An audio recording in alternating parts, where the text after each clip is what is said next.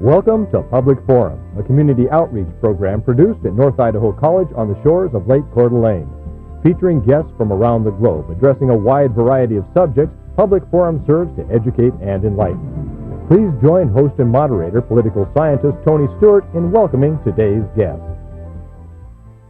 We're going to bring you a two-week series starting today on a really very important topic, and that is the public's access to public lands, in particular beaches. And in order to do this, we're going to have a case study of preserving one public access to beaches, and that is here at North Idaho College, and it's called the Canaan Beach in honor of the Coeur d'Alene tribe. We're also going to talk about, from a historical perspective, how this whole thing has developed, not only our case study, but around the United States and even other parts of the world. And we have a true expert here to discuss these topics. I welcome to the program Scott Reed, who's an attorney in Coeur d'Alene, Idaho. He's a graduate from Princeton with a baccalaureate degree, and he got his law degree from Stanford University. And what's interesting about that, just ahead of him and behind him were two very famous people, Chief Justice Rehnquist and Justice Senator O'Connor. So they're all in that age period of that time. And Scott Reed is known as a great expert on environmental questions and public lands. Scott, welcome to the program. We thank you for being here. Thank you. And I'm very pleased to have our panelists. First of all is Janelle Burke, who's an attorney in the state of Idaho. And next to her is Erna Reinhardt, who's Director of Public Relations at North Idaho College. And Janelle Burke will start today's questioning. Welcome to the show, Scott. It's a great privilege to have you here to talk about this subject on which you are truly an expert. But in order to set the stage for our viewers, would you please give us some historical perspective? We haven't always viewed land rights in quite the same manner that we do today. That is correct. From the time the Constitution was written, the object of the American government, Congress, and the President was to settle the land, parcel off the land. We first had to take it all away from the Indians, or most of it, and then the idea was to dispose of it. So for 100 years or more, the whole object was to turn land into private ownership, to the railroads, to homesteaders, land grants, everything. Let's get rid of it all. To some degree, there's some who still think that's what we should be doing, but the tenor has changed rather considerably. And it probably started with the first major set-aside of land for public use at Yellowstone Park. But the person who was most responsible for changing the direction of the government was probably Teddy Roosevelt, who said, look, land is an important factor and the people should have the right to use it. We should create a national forest. We should create a park system. And it's continued like that. And it's had its pros and cons, ups and downs as time has gone on. And today, a beach like the North Idaho College Beach, for example, is back in public ownership, if you will. It had a period of time in private ownership. Is that correct? That's entirely correct. All of the property, not just the beach, but the college itself, was in private ownership, was owned by the Winton Lumber Company. The Winton Lumber Company came out of Wisconsin in the 1900s, early 1900s. It was like Weyerhaeuser. They'd cut all the trees they could back there, and they came out here to do it, and they had probably a 40 or 50-year program. We're going to log everything we can, build our mill, and then we're going to pull stakes and get out of here. And they owned the property that the college is on and a lot of other property in this general area. Erna Reinhardt. Welcome to the show. Thank you. This question probably doesn't have an easy answer, but I've always wondered what determines whether a piece of land becomes a Bureau of Land Management piece of property, forestry, park, wilderness area.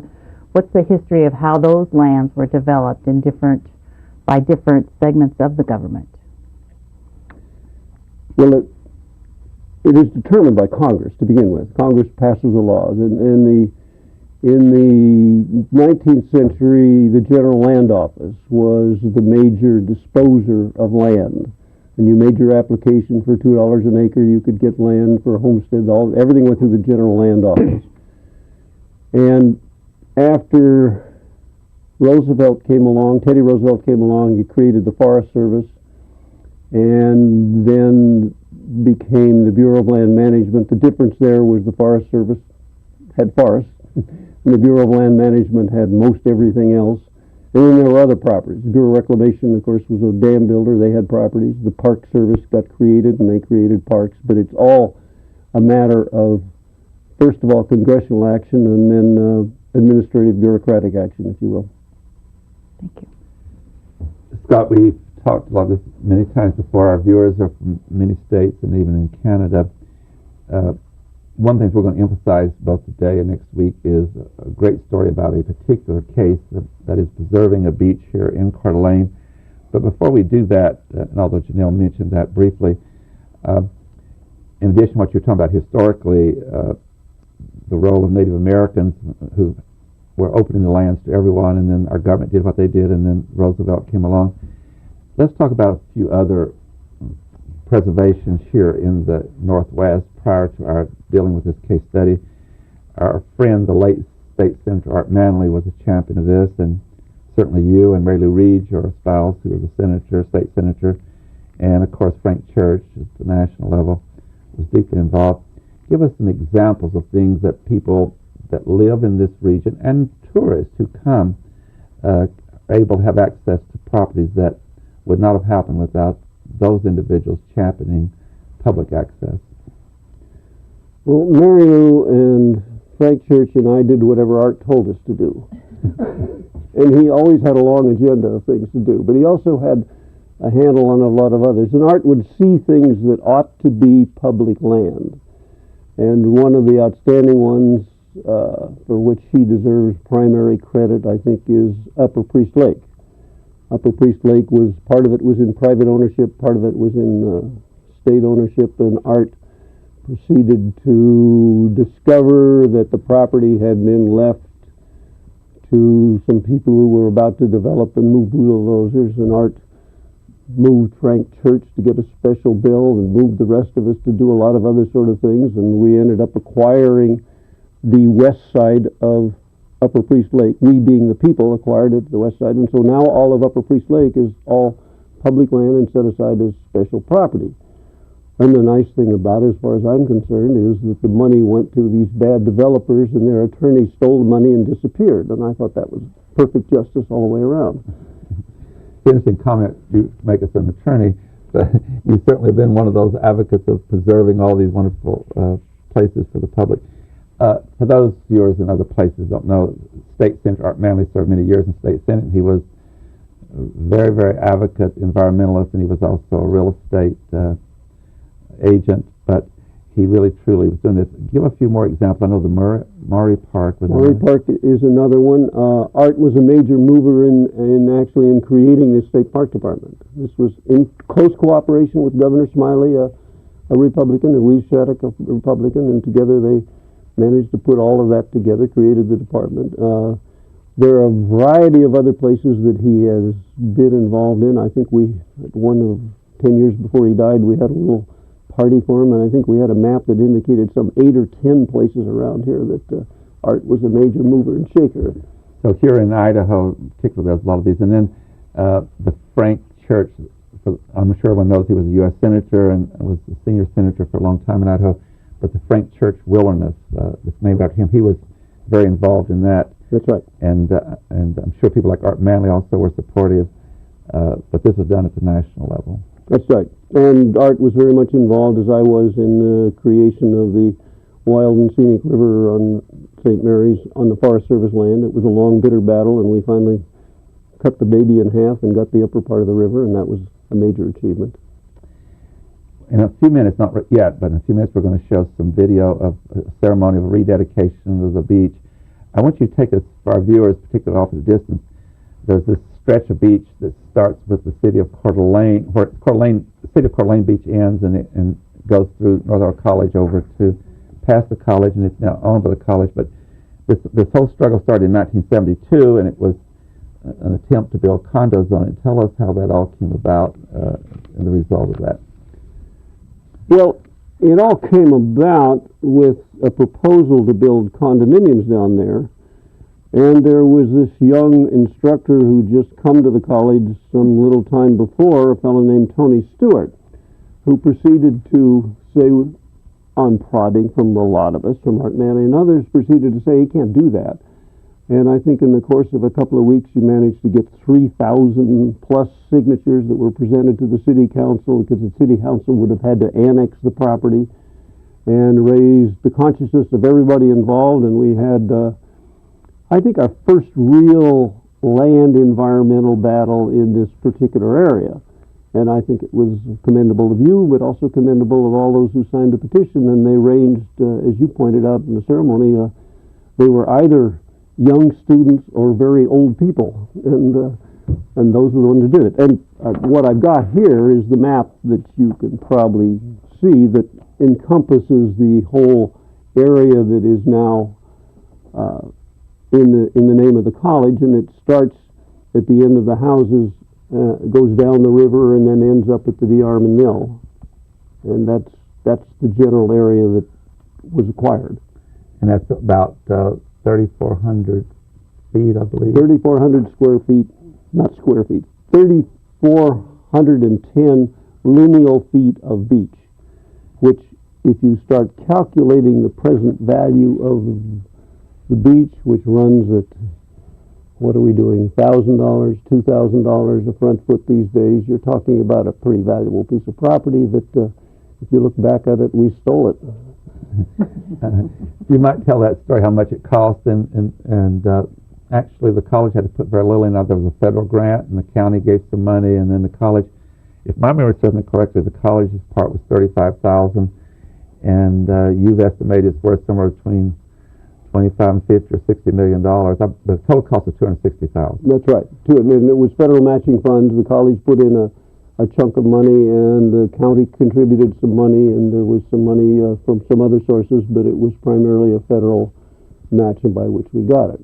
Then after it was purchased by the college through those funds, another federal grant was given to put in tables and barbecue pits and lawn and all, and so it's available to anyone to use. And so a lot of our neighbors in Montana and Washington, others come here, and they have access to that, and it's joined by the city beach too, which even makes a longer stretch of access.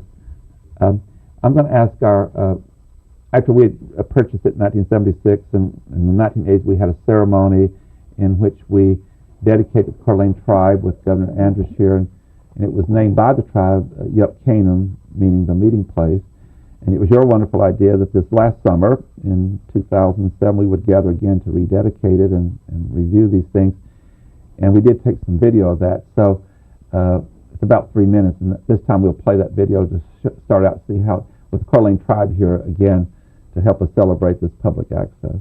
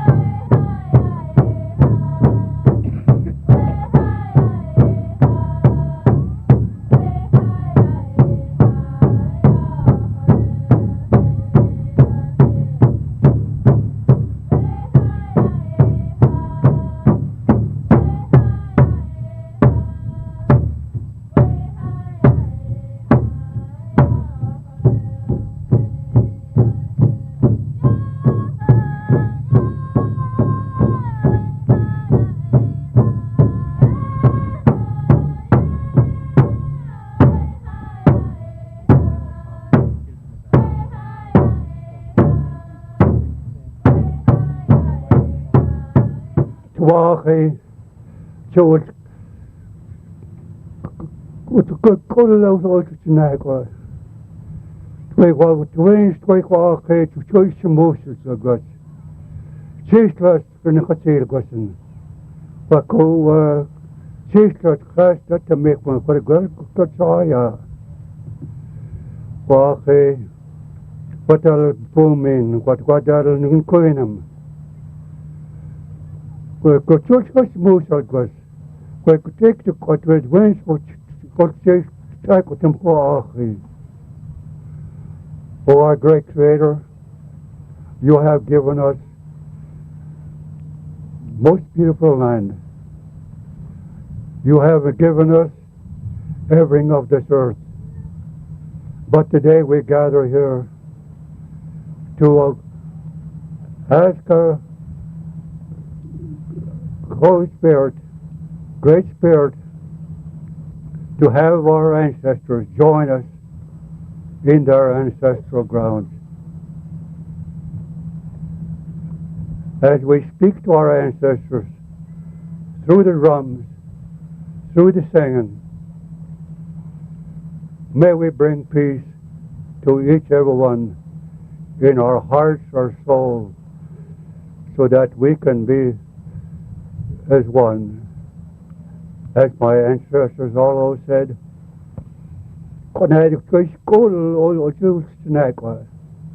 may we become just one.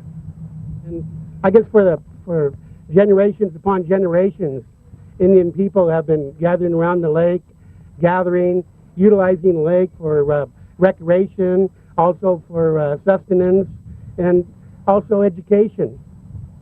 While we were in the mountains, we were teaching the kids what the plants and the berries to look for medicinal purposes and for eating.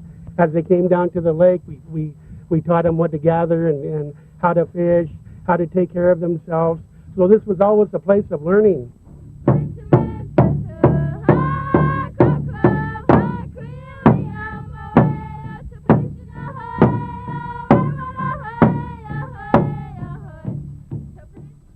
What that was, for those who are our viewers, the elder of the Coeur d'Alene tribe, the gentleman gave the opening prayer, was very moving. And then the second comment was made by Ernie Stensgar, who served as chair of the council of the Coeur d'Alene tribe for 20 years, and now he's the vice chair.